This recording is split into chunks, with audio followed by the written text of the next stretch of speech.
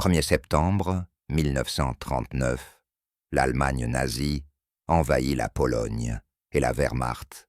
L'armée allemande est suivie par les Einsatzgruppen, des escadrons de la mort mobile, chargés d'éliminer les civils, en particulier les membres de l'intelligentsia polonaise, tels que les enseignants, les prêtres et les dirigeants communautaires. Après l'invasion de l'Union soviétique en juin 1941, ces unités paramilitaires de mise à mort, soutenues par la Wehrmacht et par des collaborateurs locaux, étendent leur campagne de terreur vers l'Est et mènent des fusillades de masse visant les Juifs, les Roms, les responsables soviétiques et les personnes handicapées.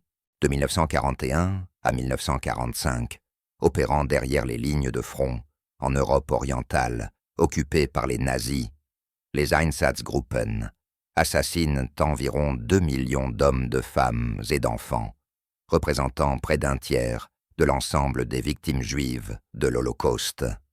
L'un des auteurs impliqués dans ces atrocités est Hans Eisenmann. Hans Wilhelm Eisenmann, naît en 1922 à Berlin, alors partie de la République de Weimar, nom donné au gouvernement allemand de 1918 à 1933. Durant son enfance, l'Allemagne connaît un effondrement économique, l'hyperinflation, un chômage massif et un soutien croissant aux partis extrémistes qui affirment pouvoir restaurer la fierté nationale. Le 30 janvier 1933, Adolf Hitler est nommé chancelier de l'Allemagne par le président Paul von Hindenburg, comme de nombreux jeunes Allemands façonnés par la propagande et le désespoir économique. Hans Eisenmann rejoint les Jeunesses hitlériennes, une organisation de jeunesse d'État qui préparait les garçons au futur service dans l'armée allemande ou la SS par une formation idéologique et prémilitaire, où les membres étaient encouragés à considérer la guerre comme un devoir et l'obéissance à Adolf Hitler comme la plus haute vertu. La SS, dirigée par Heinrich Himmler, est transformée d'une petite unité de garde du corps en un instrument central de la terreur du Troisième Reich. Elle contrôle les forces de police, les camps de concentration et plus tard, sa branche militaire, la Waffen-SS. Dans cet environnement, Eisenmann poursuit sa radicalisation et en 1939 se porte volontaire pour servir dans la SS. La Seconde Guerre mondiale commence le 1er septembre 1939, lorsque l'Allemagne nazie envahit la Pologne. Le dimanche 22 juin 1941, sous le nom de code Opération Barbarossa, l'Allemagne nazie envahit l'Union soviétique, son allié, dans la guerre contre la Pologne. Et pour le régime nazi, cette attaque n'est pas une opération militaire ordinaire, mais une guerre d'anéantissement entre le fascisme allemand et le communisme soviétique, une guerre raciale entre les Aryens allemands et les Slaves et les Juifs considérés comme des sous-hommes. À la suite de l'invasion de l'Union soviétique, le régime nazi déclenche une campagne d'une brutalité sans précédent, à mesure que l'armée allemande avance les forces nazies, y compris la SS et ses unités de mise à mort, les Einsatzgruppen, ciblant systématiquement les civils, en particulier les Juifs, les communistes et d'autres groupes jugés indésirables par l'idéologie nazie. Des villages entiers sont anéantis lors d'exécutions de masse et des millions de prisonniers de guerre soviétiques sont soumis à la famine, au travail forcé et à des exécutions sommaires. Hans Eisenmann fait partie des milliers de jeunes hommes entraînés dans cette guerre d'anéantissement en expansion à l'Est. Après avoir achevé sa formation au sein de la SS, il est affecté à la 5e division SS Panzer, Wiking, une formation mécanisée de la Waffen-SS. La division créée en juin 1940, sur ordre de Heinrich Himmler, devait démontrer ce que le régime appelait l'unité des nations, racialement acceptable. Elle recrute des volontaires en Belgique, au Danemark, aux Pays-Bas et dans les pays scandinaves, et combat sur le front de l'Est, où les objectifs idéologiques de la direction nazie se traduisent par une violence quotidienne contre les soldats et les civils. Aux premières heures du 30 juin 1941, les forces allemandes occupent la ville de Lviv, située à l'ouest de l'actuelle Ukraine, et dans le chaos qui suit des unités allemandes et des collaborateurs locaux lancent une campagne de terreur contre la population juive. Les nazis emploient des voyous locaux pour rassembler les juifs, les traînant hors de leurs appartements et les soumettant à diverses formes de dégradation. Beaucoup sont contraints de nettoyer les rues à genoux et à quatre pattes, ou d'accomplir des rituels humiliants destinés à les associer au communisme, renforçant ainsi la propagande selon laquelle les Juifs seraient complices des atrocités bolcheviques. Les femmes juives subissent des traitements particulièrement horribles, notamment le fait d'être dénudées, battues, maltraitées et violées.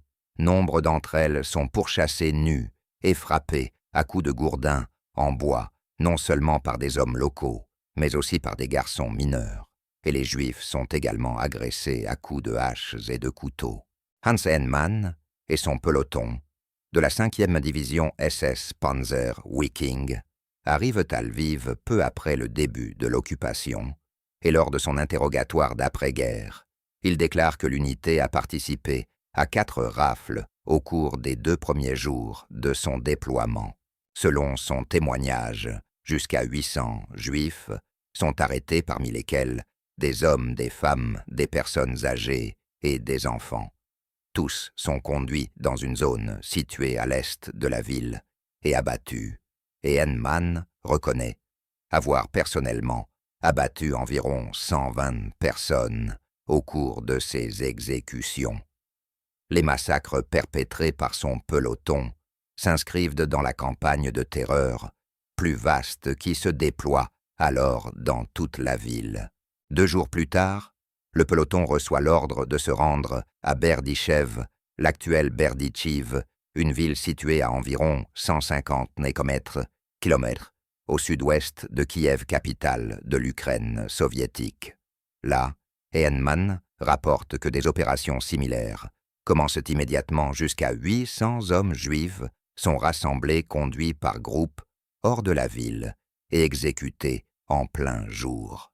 Il décrit l'exécution de la manière suivante: nous étions positionnés à environ 70 à 90 mètres des fosses. Nos hommes étaient répartis ainsi, 6 pour garder et 6 pour tirer. Les gens étaient amenés aux fosses par groupes de 45 à 50. Ils devaient nous faire face. Nous étions armés des armes suivantes: une mitrailleuse, 2 pistolets mitrailleurs et le reste des fusils. J'ai personnellement tiré avec un pistolet mitrailleur. Comme à Lviv, Heinemann affirme que sa participation personnelle a entraîné la mort d'environ 120 personnes. Après la guerre, il décrit la manière dont les bourreaux agissaient avec l'aide des habitants locaux, déclarant: notre peloton était divisé en groupes de 2. À chaque groupe était assigné un résident qui indiquait les appartements et les maisons juifs. Nous entrions dans les appartements, prenions tout le monde, y compris les enfants et les personnes âgées, et les conduisions dans les rues. Avant que les victimes n'atteignent le lieu d'exécution, leurs objets de valeur étaient confisqués et rassemblés sous bonne garde, une pratique que Heinemann décrit comme routinière. L'unité opère ensuite dans la ville ukrainienne de Tarascha, où Heinemann déclare qu'environ 400 personnes sont abattues. Il affirme en avoir personnellement tué 60. Les exécutions, explique-t-il, étaient considérées comme un devoir ordinaire au sein de la division.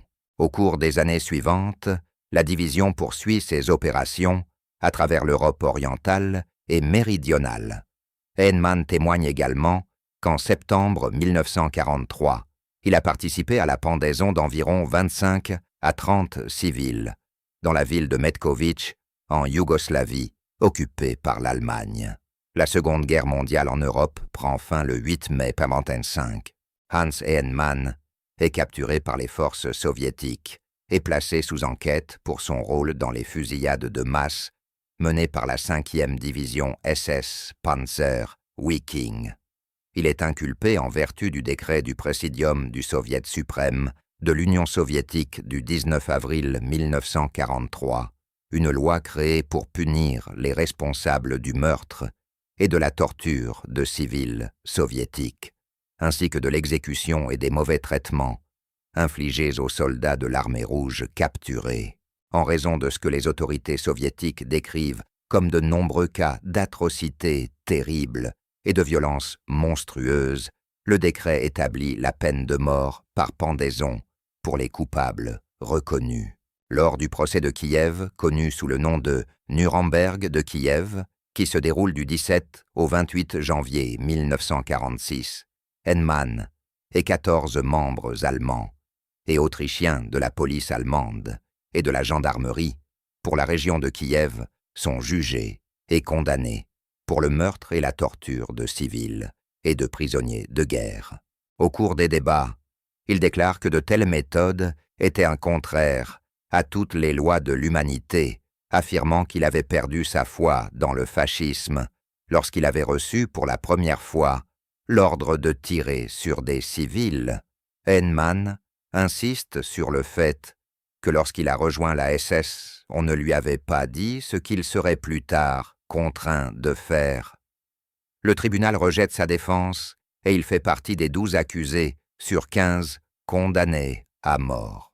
Par le verdict du tribunal militaire du district militaire de Kiev, 3 hommes reçoivent des peines de prison, 2 à 15 ans et 1 à 20 ans de travaux forcés.